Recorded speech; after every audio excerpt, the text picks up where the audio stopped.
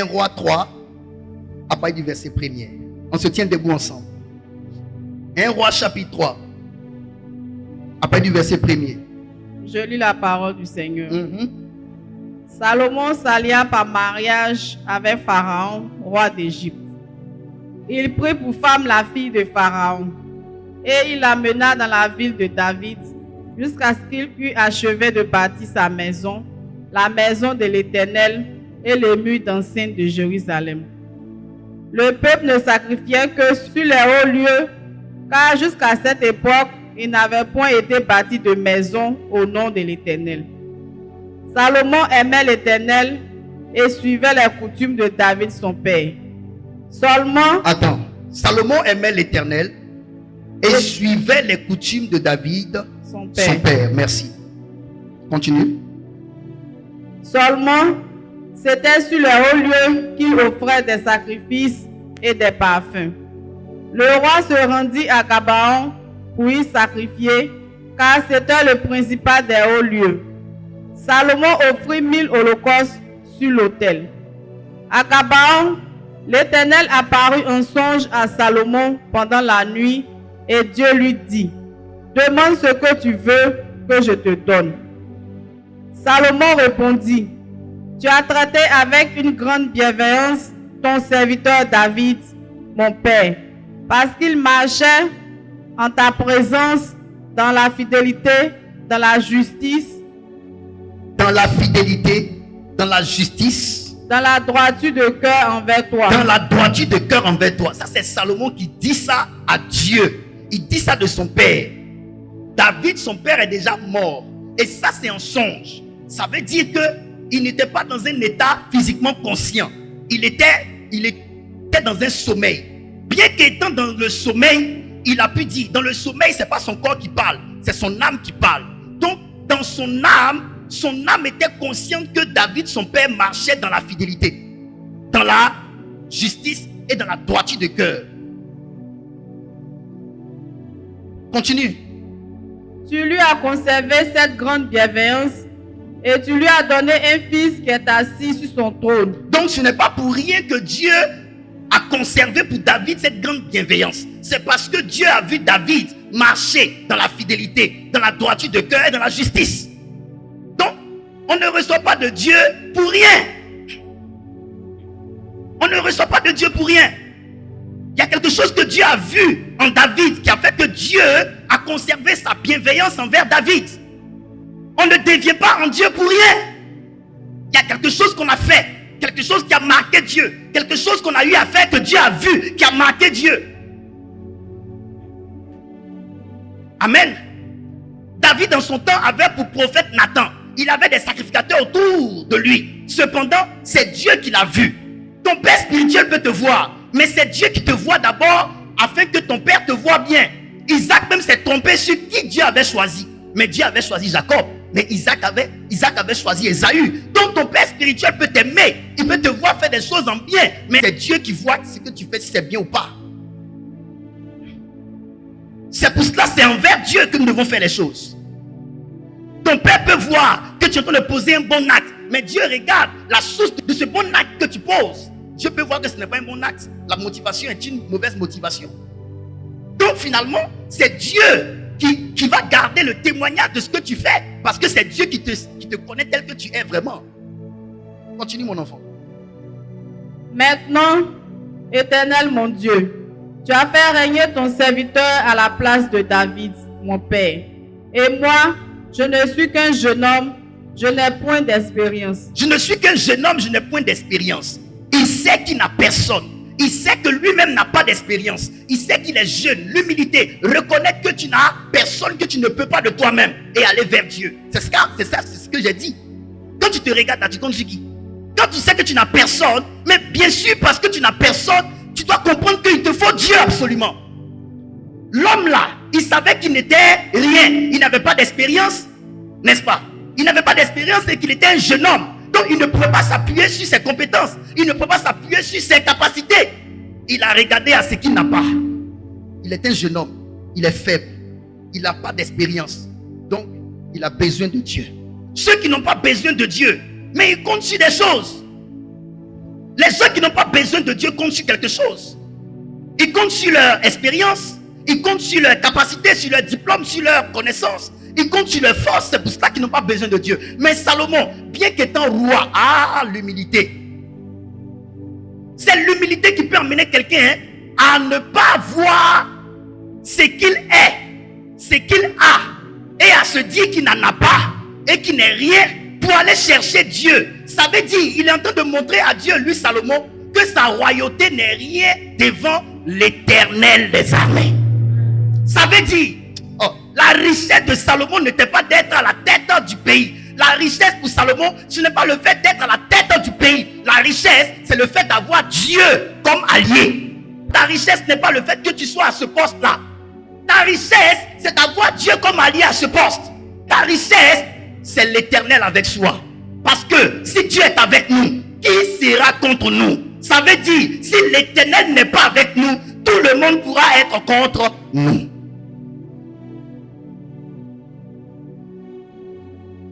Continue, mon enfant.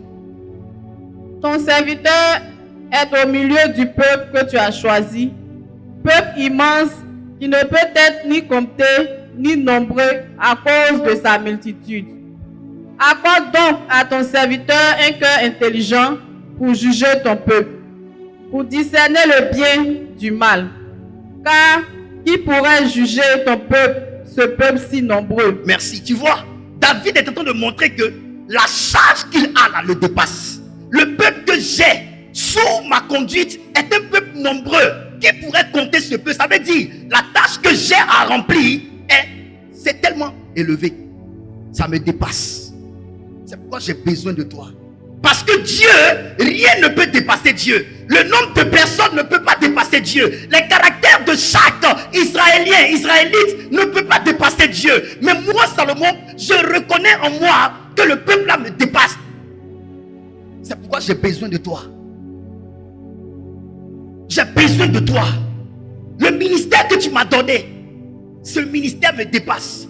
L'œuvre que tu m'as donnée, l'œuvre là me dépasse.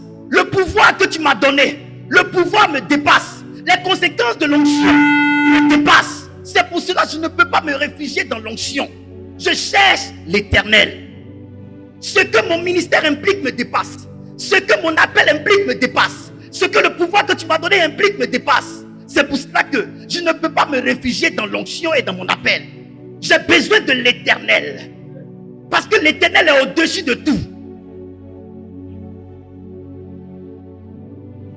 Ainsi, vous montrerez à l'Éternel que vous êtes faible.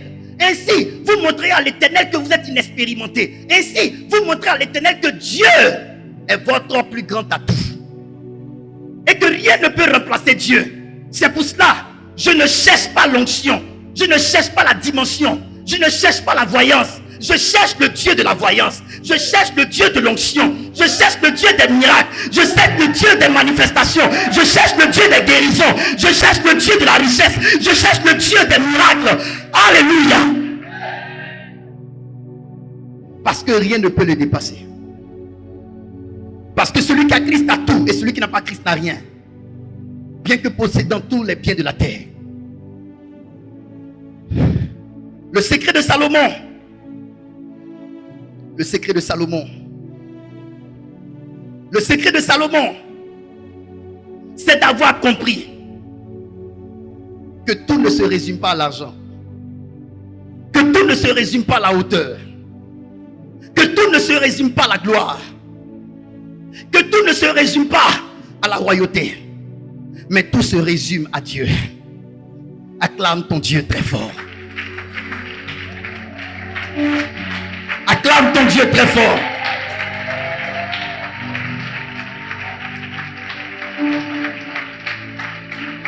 Jésus, il est tout pour toi. Il est le meilleur ami. Il est le consolateur. Le Dieu que les cieux des cieux ne peuvent contenir. Le Dieu qui ne peut pas habiter de la maison faite de mes hommes. Yeshua, que son nom retentisse dans nos vies, que son nom retentisse dans nos villages, que son nom retentisse dans notre richesse, que son nom retentisse dans notre destinée. Jésus. Alléluia. Et parce que tu as Dieu, tout genou fléchira devant toi. Continue, ma fille. Cette demande de Salomon plut au Seigneur et Dieu lui dit, puisque c'est là ce que tu demandes, puisque tu ne demandes pour toi ni une longue vie, ni les richesses, ni la mort de tes ennemis, et que tu demandes de l'intelligence pour exercer la justice, voici, j'agirai selon ta parole. J'agirai selon ta parole. Continue. Je te donnerai un cœur sage et intelligent, de telle sorte qu'il n'y aura eu personne avant toi et qu'on ne verra jamais personne de semblable à toi. Je te donnerai en outre ce que tu n'as pas demandé, des richesses et de la gloire, de telle sorte qu'il n'y aura pendant toute ta vie aucun roi qui soit ton pareil. Et si tu marches dans mes voies, en observant mes lois et mes commandements, comme l'a fait David ton père, je prolongerai tes jours. Salomon s'éveilla et voilà le songe. Amen. Asseyez-vous dans la présence de Dieu. 1 Roi chapitre 4, verset 30. Il est écrit 1 Roi 4, verset 30. La sagesse de Salomon surpassait la sagesse de tous les fils de l'Orient et toute la sagesse des Égyptiens. Waouh! Dieu avait rendu sage cet homme, de sorte que sa sagesse surpassait celle de tous les fils de l'Orient, les hommes mystiques qui savaient lire les temps et les saisons, lire dans les étoiles, lire dans le soleil, lire dans la lune. La sagesse de Salomon surpassait tout le monde. La sagesse de Salomon surpassait tout le monde. Alors, qu'est-ce que je veux te dire? Le secret de Salomon était très simple. Le secret de Salomon était très simple. La première des choses que je veux dire par rapport à Salomon, c'est que Salomon a eu la grâce de sortir du ventre d'un homme qui s'appelle David. La première bénédiction qui a joué en la faveur de Salomon, c'était le fait que Salomon soit né fils de David. C'est le premier atout de Salomon. Salomon, auprès d'un autre père, ne serait pas ce qu'il est devenu. Parce que tous les pères n'ont pas les mêmes impacts dans la vie des fils. L'homme qu'on appelle David est un homme extraordinaire. Ce n'était pas un homme sans défaut. Suivez-moi bien. David n'était pas un homme sans défaut. Mais c'est un homme qui sait rebondir après ses chutes. Et ça, je voudrais que cela caractérise un enfant de Dieu. Savoir rebondir après tes chutes. David est un homme qui était auprès de son père. Tous les prédicateurs l'ont toujours présenté comme étant quelqu'un que son père ne voyait pas dans sa ligne de mire comme étant grand, ou quelqu'un sur qui la famille pouvait se reposer. Et lorsque Dieu a envoyé Samuel aller dans la maison de Isaïe choisir un roi, c'est Eliab, son grand frère, qui était grand de taille, bien bâti. C'est sur lui qu'il avait flashé. Alors que Dieu avait vu dans un corps frêle, dans un homme qui n'avait pas de taille, et un homme de beau visage, mais ayant un cœur selon Dieu. Le critère d'élection de Dieu, c'est le cœur. Et Dieu a pris ce David. David, c'est quoi? David, le nom David. David, c'est l'histoire d'un homme qui n'avait pas été prévu par son père, mais qui finalement avait été choisi par Dieu. David, c'est l'histoire d'un homme qui n'était pas considéré homme capable, mais qui finalement a surpris tout Israël et même le roi Saül. Parce que lorsqu'il est arrivé sur le tatami de la guerre, et que toute l'armée d'Israël reculait devant Goliath, lui, David, jugé incapable, jugé prétentieux par son frère Eliab, a pu vaincre Goliath. Mais David s'est appuyé sur quel témoignage? Pour avoir accès au combat, il a dit: roi, lorsque ton serviteur était en brousse et que le lion et l'ours s'attaquaient aux brebis, je courais après le lion et après l'ours. Je frappais le lion et l'ours et j'arrachais la brebis de leur gueule. Et quand ils se retournaient contre moi, je les tuais. Et il dit: le Dieu qui m'a délivré des pattes du lion et de l'ours et des griffes de l'ours me délivrera également certainement de ce Philistin. Suivez-moi bien. Je n'irai pas loin aujourd'hui, mais suivez-moi. Quand on parle de David, on parle de tout son parcours. C'est un homme qui ne pouvait pas s'appuyer sur l'amour de son père, Isaïe, pour avoir accès au combat dans la vie, pour pouvoir avoir des opportunités dans la vie. Mais au-delà de son père, il avait un père qui est Dieu.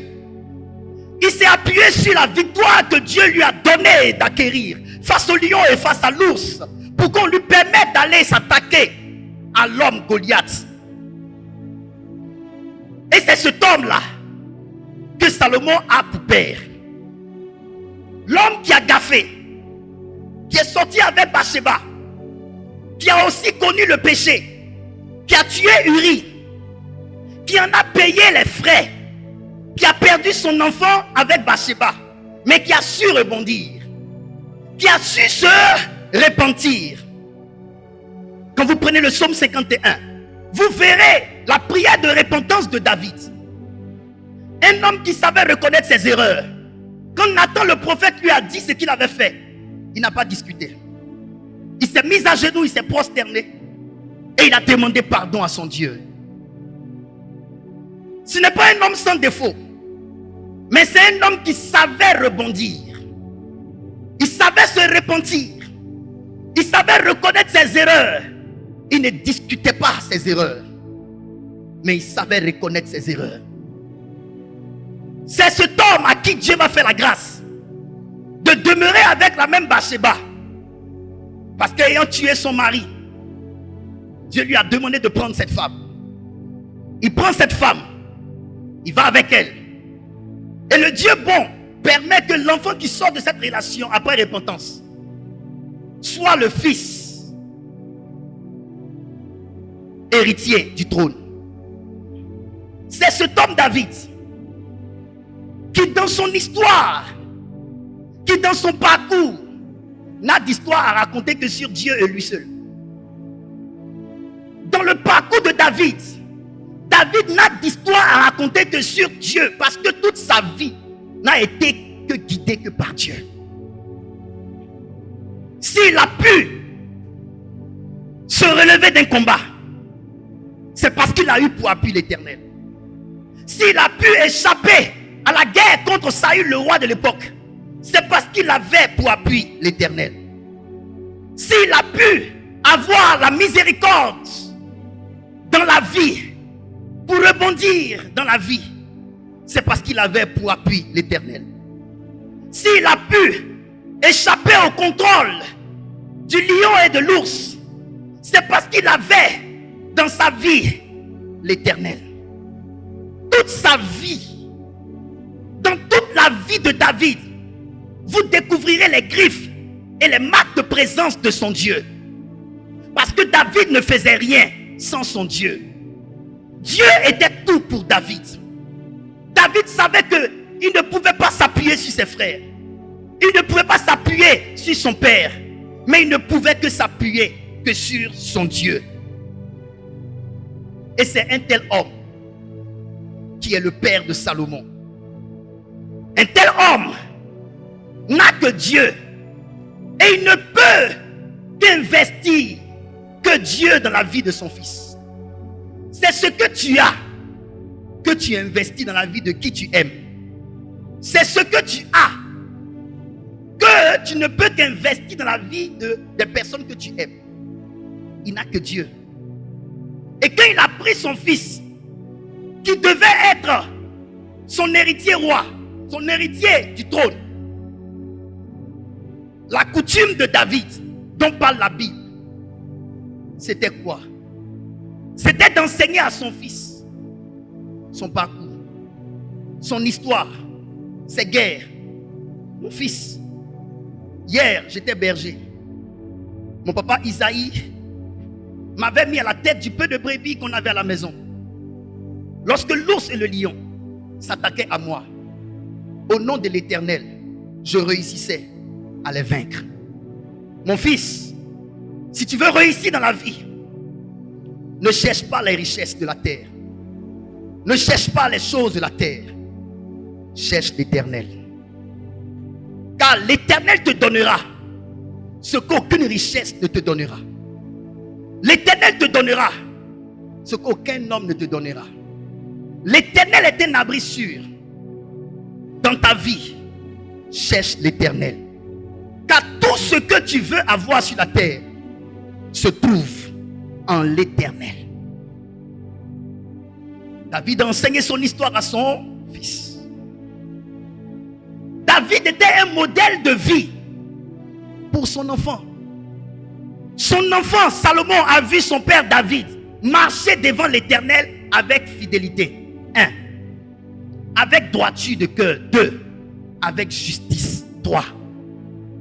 Les 3 éléments là, ce sont des valeurs du royaume qu'on appelle le caractère. Donc ce n'était pas un homme qui servait Dieu tout en restant loin du caractère de Dieu. C'est un homme qui a su emmagasiner la nature de Dieu en lui. C'est un homme qui a su tirer le meilleur en Dieu. David a pris la fidélité qui est en Dieu. David a pris la justice qui est en Dieu. David a pris la droiture de cœur qui est en Dieu. David a compris que pour avoir l'Éternel avec soi, il ne faut pas avoir l'Éternel que de nom. Il faut être la même perle que l'Éternel. Il faut être le même arbre que l'Éternel. Il faut être l'arbre de la même espèce que l'Éternel. Sinon, tu n'as pas l'Éternel. Il a montré à son fils, tu veux que Dieu ait un regard favorable sur toi? Il faut marcher avec droiture de cœur. Tu veux que Dieu soit avec toi? Salomon, il faut être fidèle envers Dieu. Tu veux que Dieu marche avec toi? Il faut aimer la justice de Dieu. Si tu n'as pas le caractère de Dieu, tu n'as pas Dieu. Et cet homme, Salomon, a vu la bienveillance de Dieu sur son fils, sur son serviteur David, son père. C'est pour cela, quand il ressort de là et que Dieu l'établit lui-même à la tête de la nation, il a compris que s'il veut avoir les mêmes bénédictions que son père, il faut qu'il marche sur les traces de son père. Son père était un chercheur de l'Éternel. Salomon dit, mon papa cherchait l'Éternel. Si je veux réussir, il faut que je cherche l'Éternel. Comment mon père cherchait-il l'Éternel? Mon père cherchait l'Éternel en sacrifiant sur les hauts lieux. C'était un sacrificateur. Il aimait donner à Dieu. Il aimait donner à Dieu. Il n'était pas à Tchébé. Il n'était pas avare. Il aimait prendre son sacrifice et il donnait à Dieu. C'était un homme de prière, un homme de méditation et un homme de sacrifice. Et je ferai pareil. Pourquoi je vais doucement? Parce que je ne prêche pas. Je vous conte l'histoire. Dimanche prochain, Je vais vous prêcher avant de m'envoler. Éphésiens chapitre 1, verset 3. Béni soit Dieu le Père de notre Seigneur Jésus-Christ, qui nous a bénis de toutes sortes de bénédictions spirituelles dans les lieux célestes en Christ. Béni soit le Dieu. Béni soit Dieu le Père Dieu le Père de notre Seigneur Jésus-Christ, de notre Seigneur Jésus-Christ, qui nous a bénis de toutes sortes de bénédictions qui spirituelles nous a bénis de toutes sortes de bénédictions spirituelles dans les lieux dans les lieux célestes célestes en Christ. en Christ. C'est un passage qui résume tout.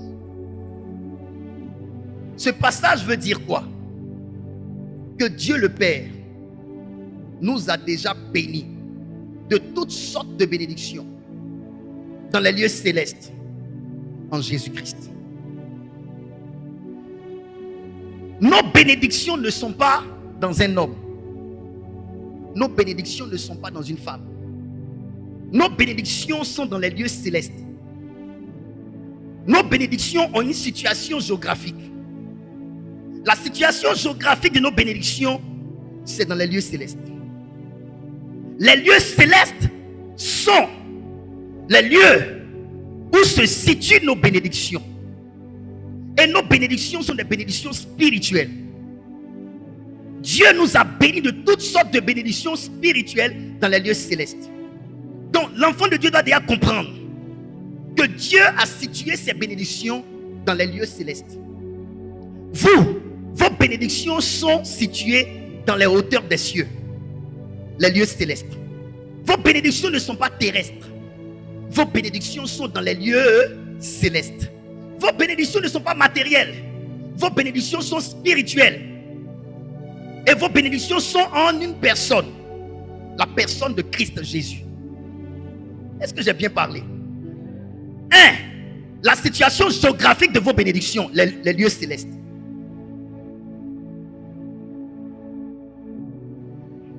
Le type de bénédiction que vous avez, ce sont des bénédictions spirituelles. Et ces bénédictions sont en une personne, Christ Jésus. Je suis béni, mais des bénédictions spirituelles dans les lieux célestes en Jésus-Christ. Quand tu te réveilles le matin, il faut déclarer ceci: je suis béni de toutes les bénédictions spirituelles dans les lieux célestes en la personne de Jésus-Christ.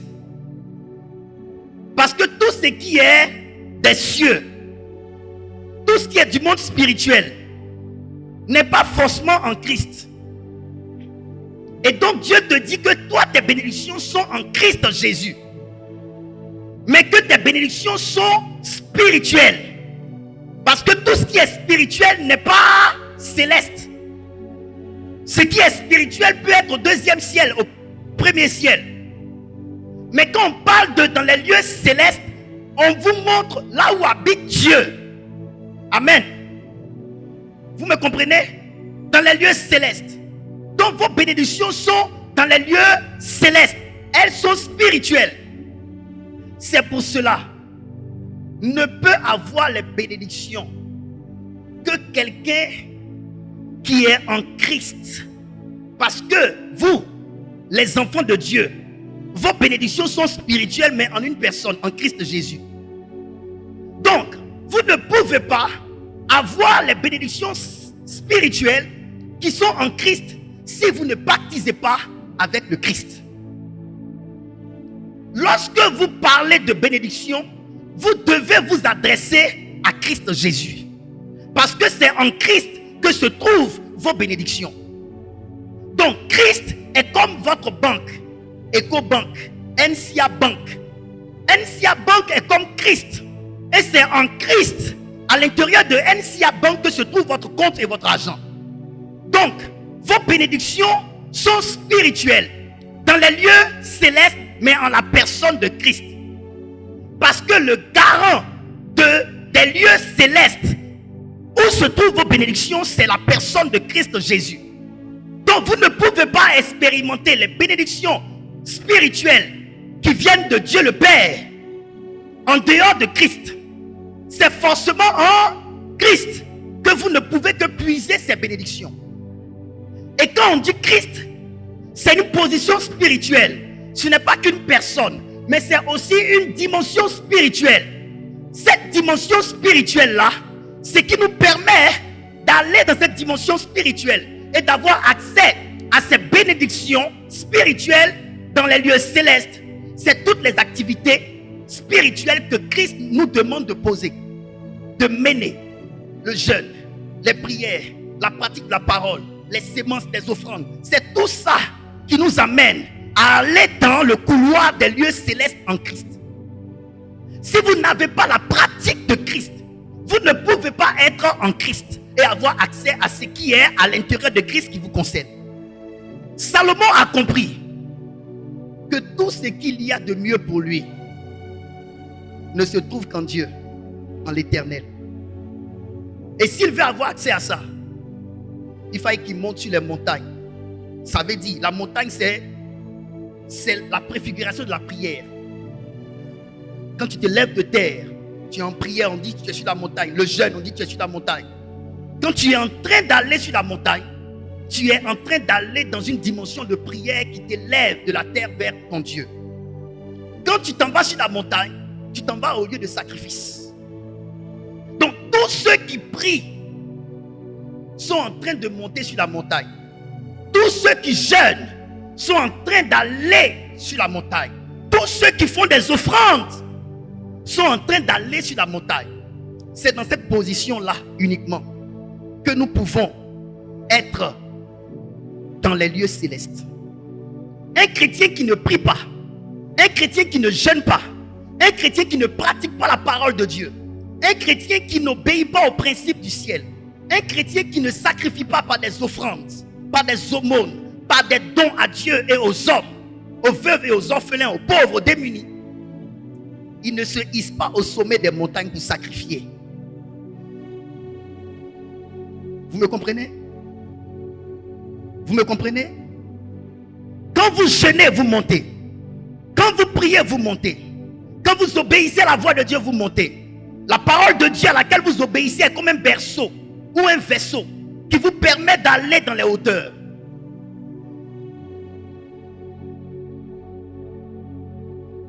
Quand tu obéis à la parole de Dieu, tu entres dans la réalité de la parole de Dieu. C'est pourquoi Pierre étant dans la barque, Jésus marchant sur les eaux, Pierre veut rejoindre Jésus sur les eaux. Jésus marche sur les eaux comme si les eaux étaient une surface solide sous ses pieds. Lorsque Jésus demande à Pierre de le rejoindre, Pierre a marché sur la parole de Christ. Quand il marche sur la parole de Christ, la réalité de la parole s'adapte à sa vie et l'eau devient une surface solide également. Mais quand il doute de la parole tout de suite, il commence à entrer dans l'eau. Donc, Jésus dit, ma parole est esprit et vie. Dans la parole qui sort de la bouche de Christ, il y a l'esprit et il y a la vie. Les deux réalités qui sont à l'intérieur de la parole de Dieu deviennent ta réalité lorsque tu acceptes de pratiquer la parole. Vous comprenez? Donc, pratiquer la parole de Dieu vous emmène à vivre les réalités à l'intérieur de la parole de Dieu. Si cette parole de Dieu a pour impact voir en esprit, quand tu commences à mettre cette parole en pratique, tu rentres dans la réalité de voir en esprit. Mais lorsque vous n'obéissez pas à la parole de Dieu, vous vous privez des évidences de la parole de Dieu. Dans le comprimé de palu se trouve le pouvoir de tuer la maladie qu'on appelle le palu. Celui qui prend les comprimés commence à avoir dans son sang et dans son corps le pouvoir de guérir du mal. Mais celui qui ne prend pas les comprimés, il se prive des réalités à l'intérieur du comprimé.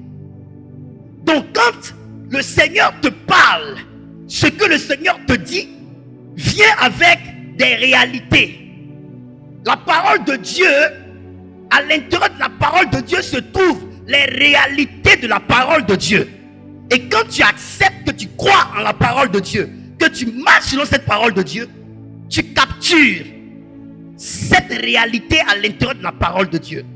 C'est ainsi qu'à force de pratiquer la parole de Dieu, si cette parole de Dieu a le pouvoir de rendre riche, à force de pratiquer, le pouvoir de richesse qui est à l'intérieur de la parole de Dieu entre à l'intérieur de ta réalité, change tes réalités et impose les réalités de la parole. Donc ne pensez pas que la parole de Dieu est vide. La parole de Dieu vient avec deux courants. La parole de Dieu transporte deux courants, deux énergies, la vie et l'esprit. Alors que vous savez que la vie est spirituelle, on ne peut pas attraper la vie. On ne peut pas contrôler la vie. La vie est spirituelle. Alors que vous savez également que l'esprit est spirituel. On ne peut pas contrôler l'esprit. On ne peut pas attraper l'esprit. Regardez, à cause de la vie en vous, vous avez le pouvoir de conserver votre chair. Lorsque la vie sort de vous, votre chair commence à pourrir. Mais la vie est comme l'atmosphère de l'intérieur d'un frigidaire. Parce qu'à l'intérieur du réfrigérateur, quand tu gardes la viande, ça conserve la viande. Si tu fais sortir la viande et que la viande n'est pas dans l'atmosphère du réfrigérateur, ça reste exposé au vent. 2 jours, 3 jours, ça va commencer à pourrir. Si la vie sort de vous, votre corps commencera à pourrir. Mais la vie a un pouvoir de conserver votre chair. Conserver votre chair. À l'intérieur de la vie se trouve une température. La température qui permet de conserver la chair. Ce sont des réalités qui sont à l'intérieur de la vie. Amen. Est-ce que je peux avancer? Et donc, vous devez comprendre que si vous voulez rentrer dans une nouvelle dimension avec Dieu, vous devez pratiquer la parole de Dieu. Vous devez pratiquer la parole de Dieu. Vous n'avez pas besoin de faire autre chose. Ne suivez pas un homme ni une femme. Suivez ce que Jésus vous dit. Suivez la parole de Dieu. Écoutez-moi bien. Le Salomon qui allait à la montagne, est-ce que son père David était vivant? Son père David n'était pas vivant. Écoutez-moi très bien. Suivez ce que je vais vous dire. David est mort, mais son parcours était vivant. Sa pratique de vie était vivante. Il a pratiqué la vie en Dieu, fidélité, justice, droiture de cœur. Cette pratique de vie, sacrifiant sur les autels, cette pratique de vie-là est une pratique vivante. Et même si David est mort, sa pratique de vie est une pratique qui produit des résultats. Salomon n'avait pas besoin de ressusciter David. Il avait besoin de ressusciter la vie de David en Dieu. Comment ressusciter la vie de David en Dieu? Ressusciter la vie de David en Dieu, c'est pratiquer les pratiques de David de son vivant, bien que mort. Est-ce que vous comprenez? Kakou Sévérin est décédé, mais ses fils continuent de s'inspirer de son modèle de vie. Ce que j'aimerais vous dire aujourd'hui, mes chers enfants, votre père spirituel ne sera peut-être pas toujours là. Je ne serai peut-être pas toujours à vos côtés. Mais ce qui reste à vos côtés, c'est mon esprit. Mon esprit, ce n'est pas mon esprit hors de mon corps. Non. Ce n'est pas mon esprit hors de mon corps. Non. Mais mon esprit, c'est ma vie passée en Dieu qui m'a donné des résultats. C'est cet esprit-là que je vous donne. Votre père était un homme qui dormait dehors. Aujourd'hui, ce que j'ai pratiqué, que tu as vu, ma discipline de vie, ma façon de gérer Dieu, gérer ses affaires, ma façon de faire des offrandes, ma façon de gérer ma vie, prends ça, applique. Et l'esprit de Dieu qui m'a donné les résultats te donnera les résultats.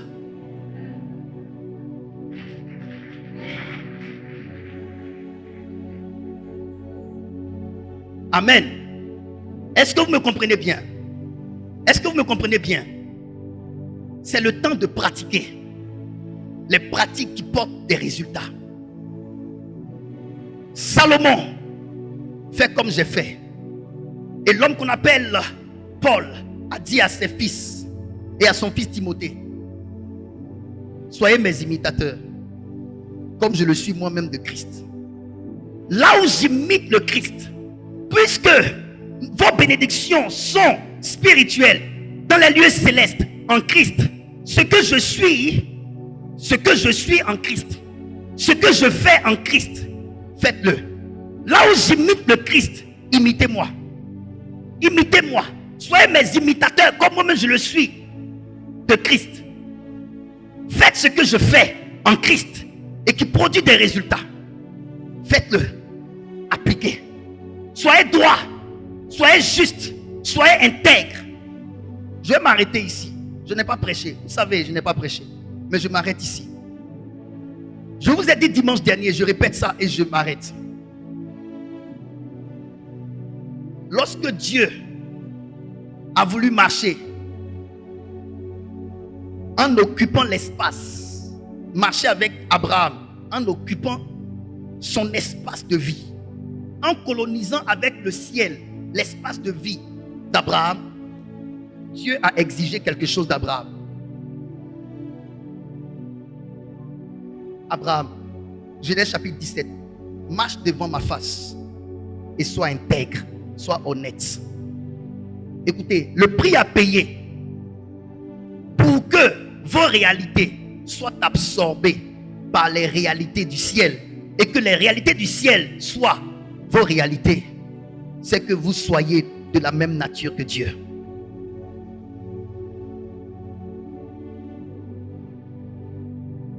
C'est que vous soyez de la même nature que Dieu.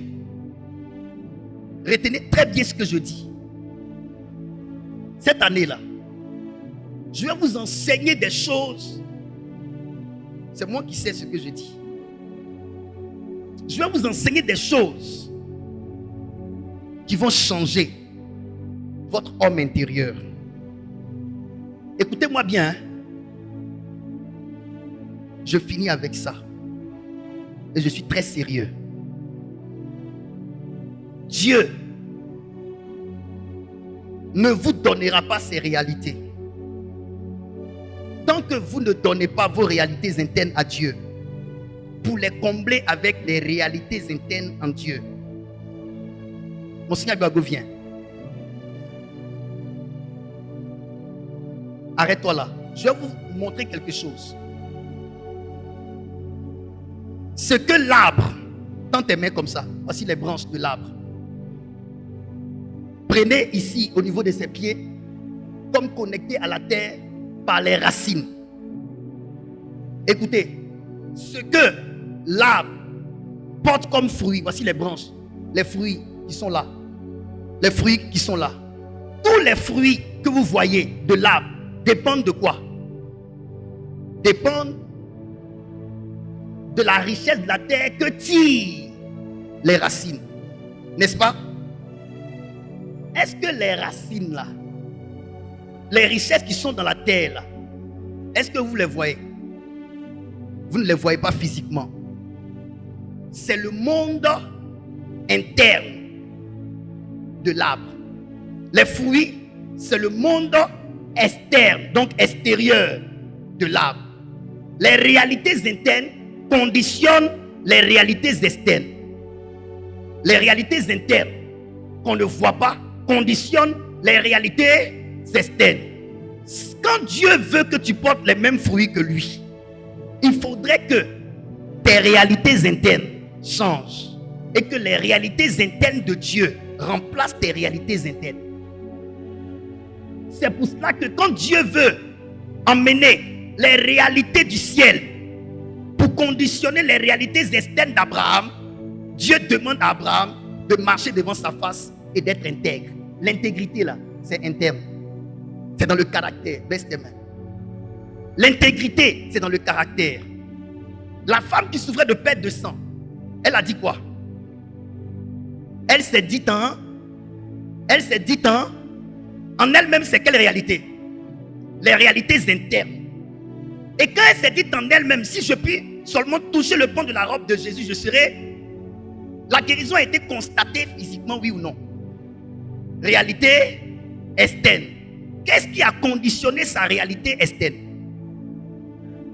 C'est sa réalité interne. Donc, si rien ne change en vous, rien ne change autour de vous.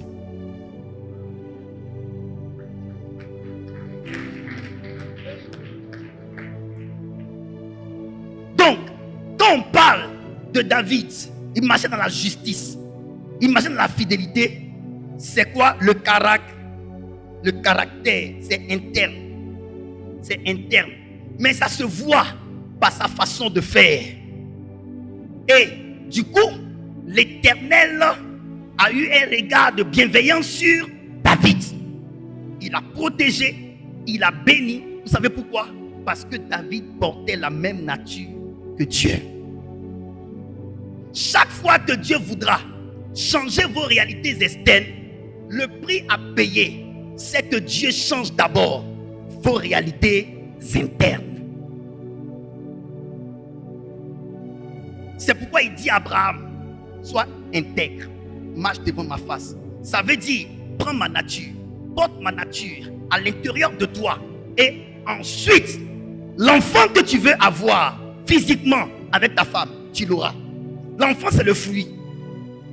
À la vérité, les gens pensent que c'est Abraham qui allait avec Sarah et puis ils ont fait Isaac. À la vérité, Isaac n'est pas né d'une relation sexuelle physique.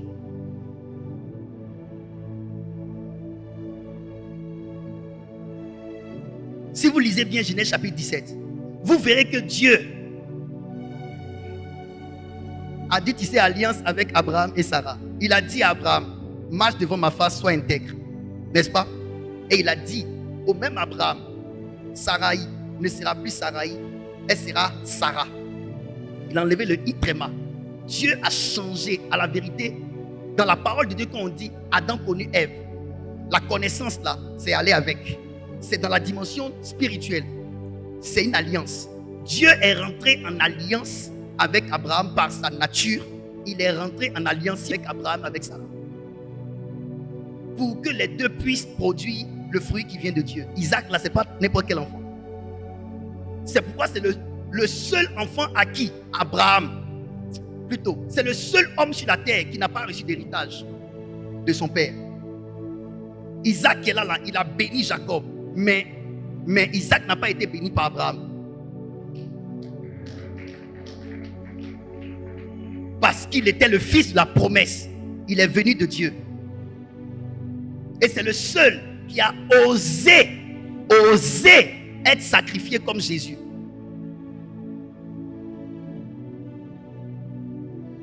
Donc, j'aimerais vous dire quelque chose. Vous ne pouvez pas porter les fruits de Dieu si Dieu ne vous épouse pas. C'est pourquoi l'église est l'épouse de Jésus. Et quand il dit porte ma nature là, il est en train de dire sortons. Vous formez un. Marions-nous. C'est un mariage que Dieu venait de faire. Parce que le mariage fait qu'on devient une seule chair, une même personne. C'est pourquoi dans votre relation avec Dieu, la réelle conversion, quand on dit que tu es converti là, ça veut dire que tu as été épousé. La conversion, c'est la dimension où Dieu t'épouse, où toi et Dieu, on ne peut pas faire de différence entre vous deux.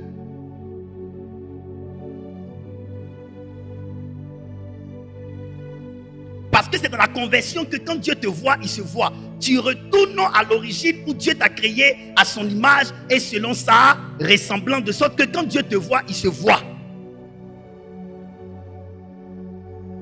Mais à cause du péché, avant le péché, Dieu avait créé l'homme à son image selon sa ressemblance. Cette image-là n'était pas physique, c'était spirituel parce que Dieu lui-même est esprit. Mais après le péché de Adam et Ève, Dieu s'est fait à l'image de l'homme et selon la ressemblance de l'homme pour sauver l'homme. Avant le péché de l'homme, Dieu a fait l'homme à son image selon sa ressemblance. Mais après le péché de l'homme, Dieu lui-même maintenant s'est fait à l'image de l'homme, selon la ressemblance de l'homme, pour sauver l'homme.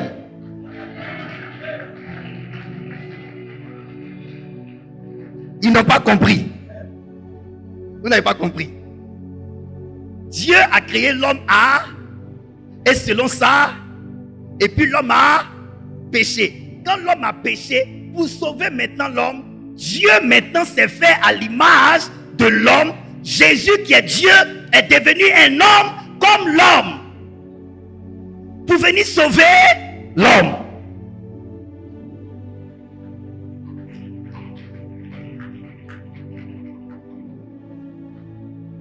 Le secret de Salomon. Tout est en l'Éternel.